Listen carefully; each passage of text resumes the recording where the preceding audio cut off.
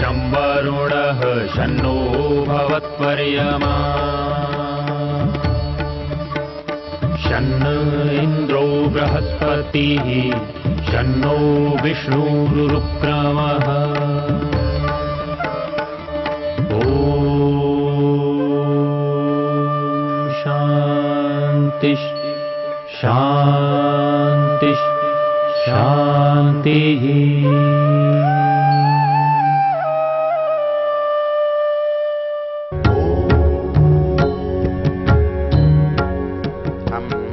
यजुर्वेद के शिव संकल्प मंत्रों की चर्चा कर रहे हैं।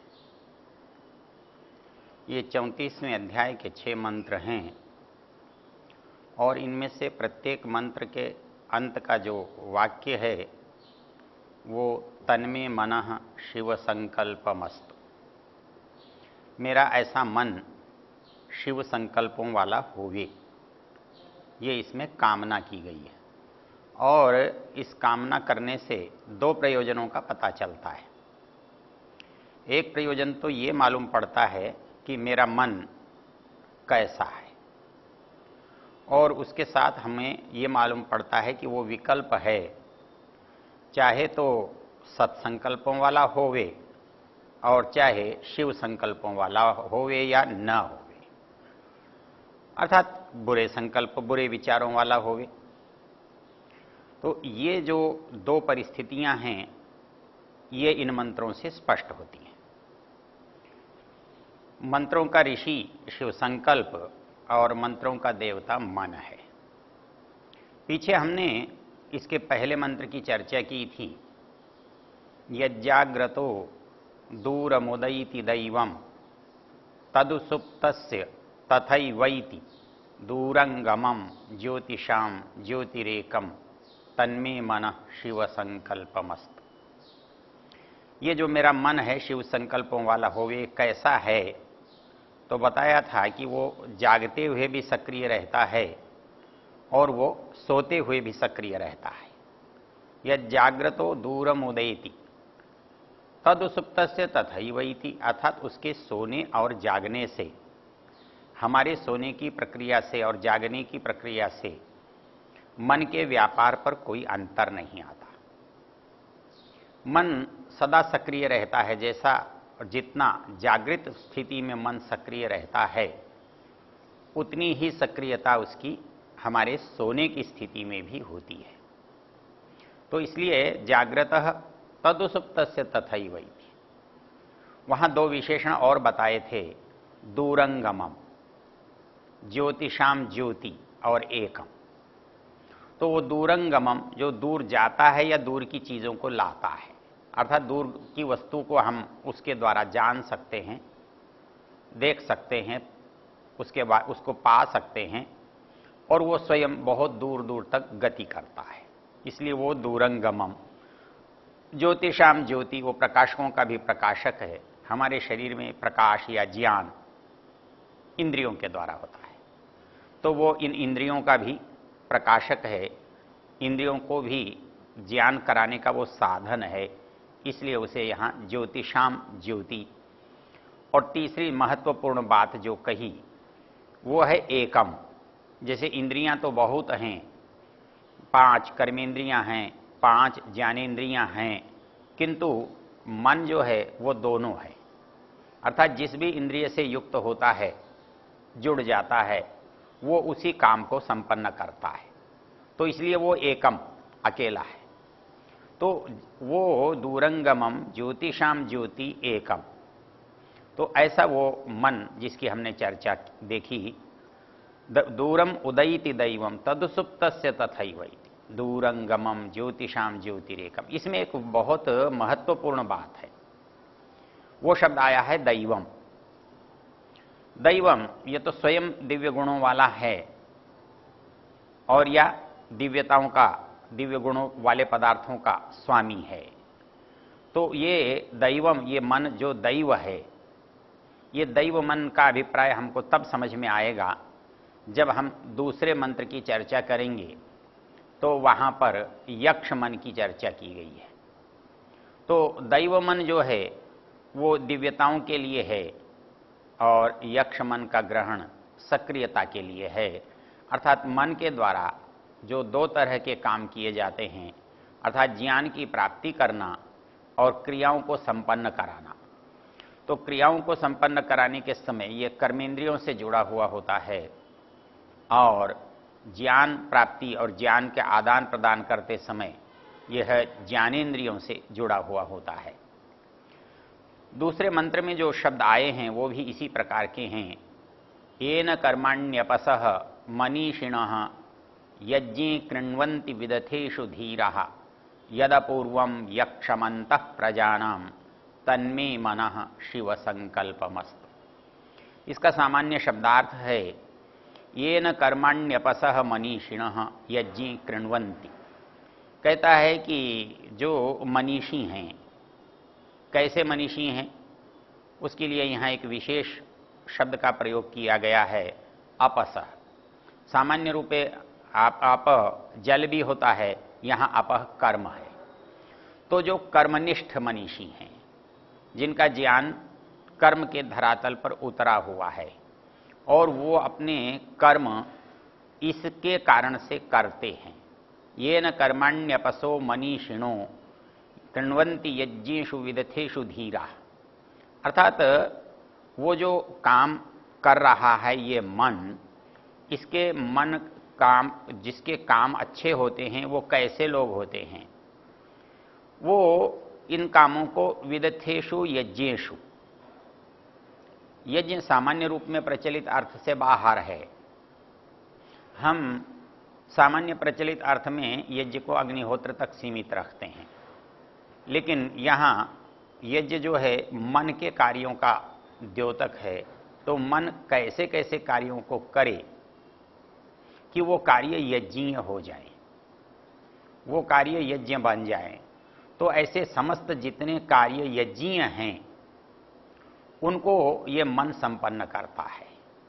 ऋषि दयानंद जब इसका अर्थ करते हैं तो वो कहते हैं कि वेद के अध्ययन करने में, योग का अभ्यास करने में, सज्जनों का सत्संग करने में और योग का अभ्यास करते हुए वेद का पठन पाठन करने में, अर्थात वेद का पठन पाठन करना यज्ञ है, सत्संग करना यज्ञ है, धर्म का आचरण करना यज्ञ है और अग्निहोत्र आदि कार्य करना और योगाभ्यास करना यज्ञ है।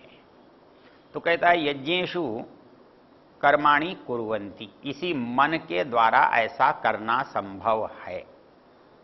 अर्थात यदि हम चाहते हैं हम अच्छा काम करें तो वो मन के बिना संभव नहीं होता।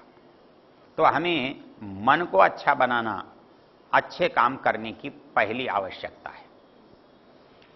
इस बात को हम ऐसे समझ सकते हैं कि हम जो करते हैं क्या वो कभी बिना सोचे किया जा सकता है।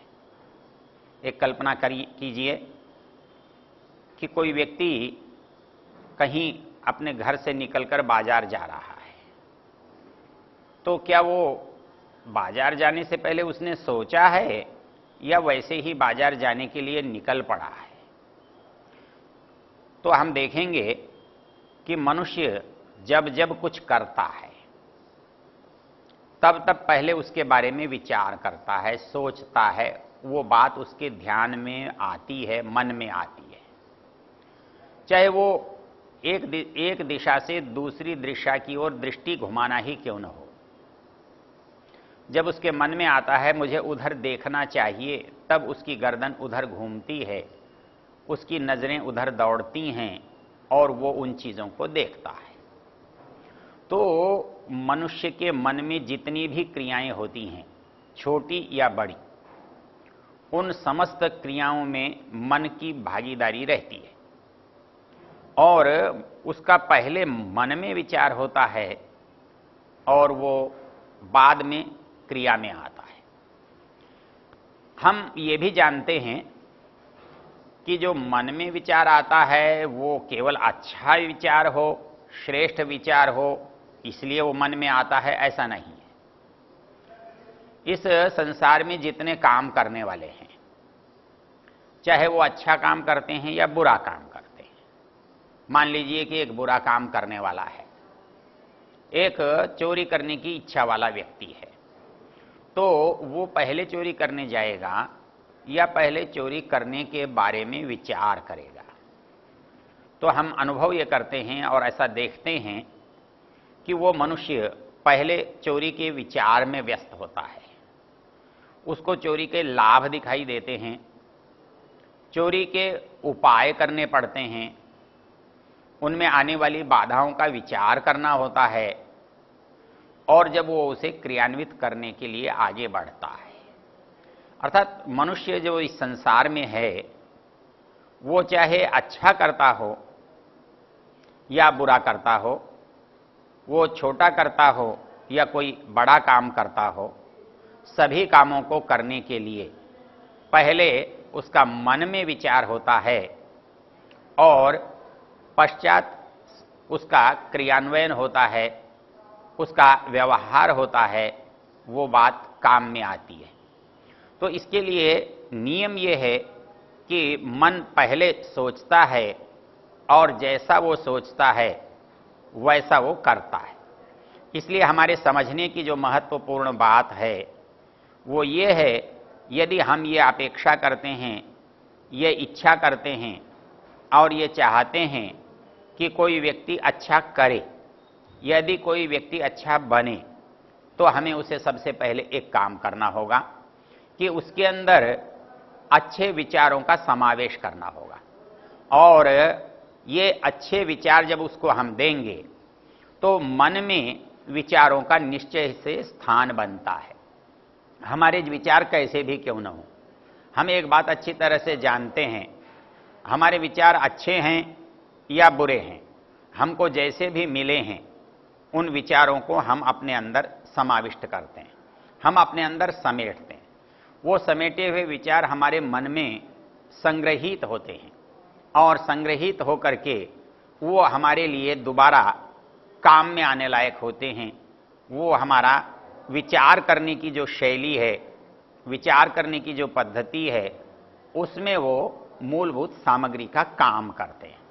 इसलिए यदि हम ये चाहें कि हमारे मन में जो विचार हैं वो यदि अच्छे हम इकट्ठे कर लेते हैं तो हम अच्छे कामों की ओर प्रवृत्त हो सकते हैं।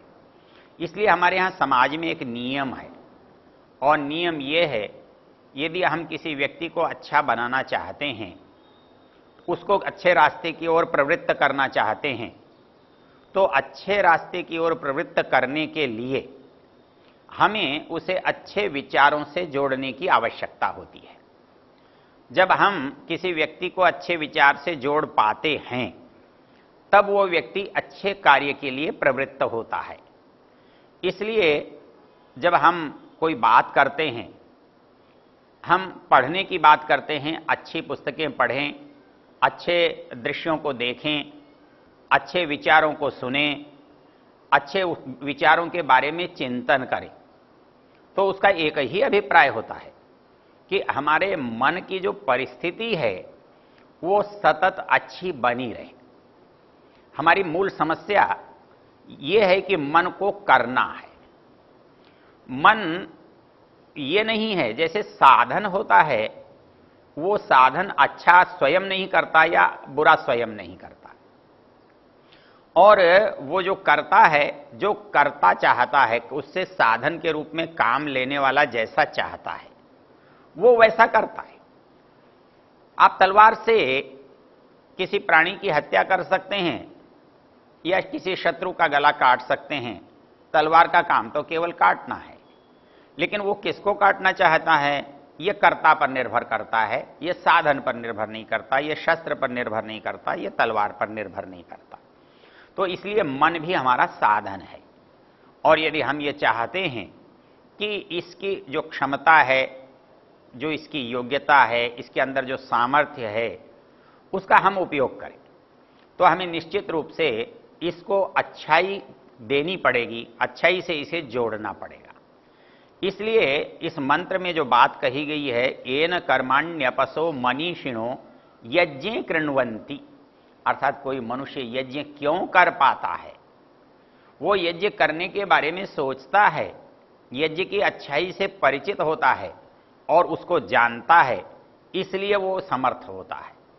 इसलिए ये मन में सामर्थ्य तो है करने का, लेकिन इस मन के सामर्थ्य में उस अच्छाई को जब तक हम समाविष्ट नहीं करेंगे, उसके अंदर उसकी पूर्ति नहीं करेंगे, तब तक ये अच्छे काम नहीं कर सकता।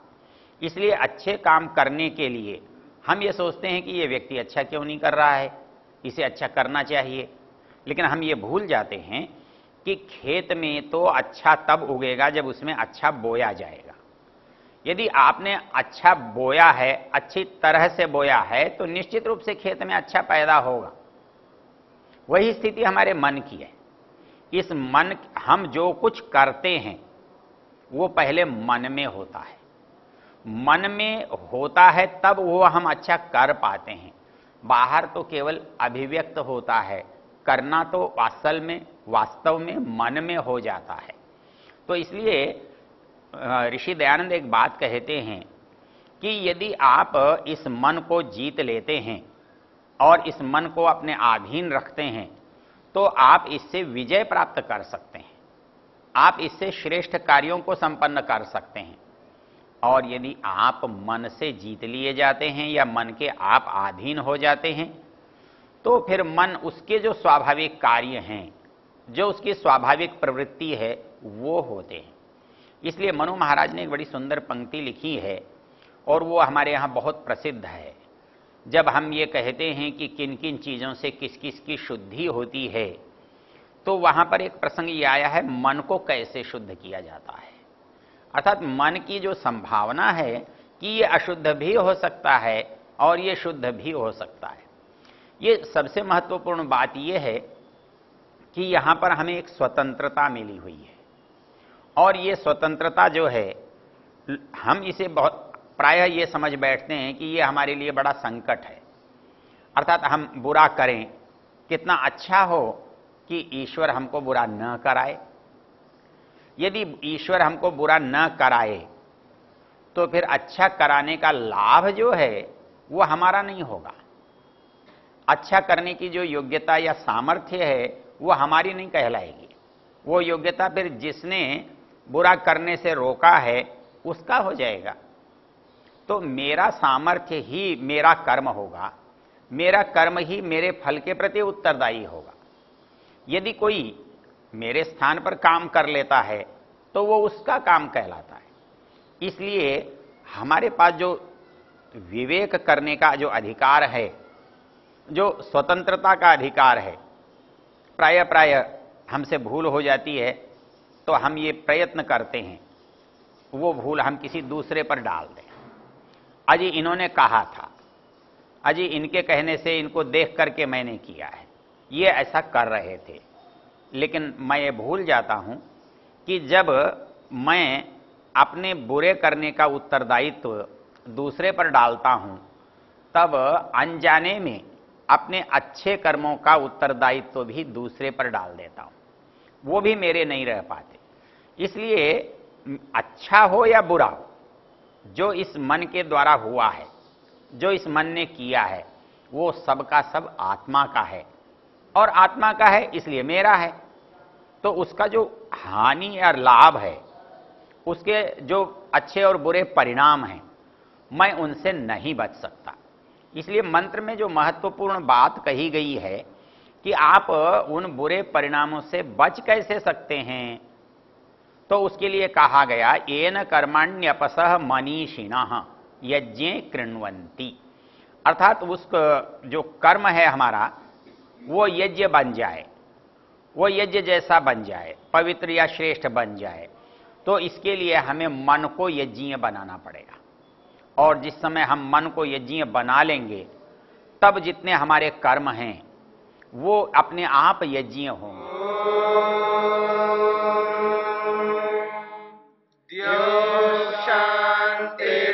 शांतिरंतरिक्षं शांति पृथिवी शांतिरापः शांतिरोषधयः शांतिः वनस्पतयः शांतिर्विश्वे देवा शांतिर्ब्रह्म शांति सर्वं शांति।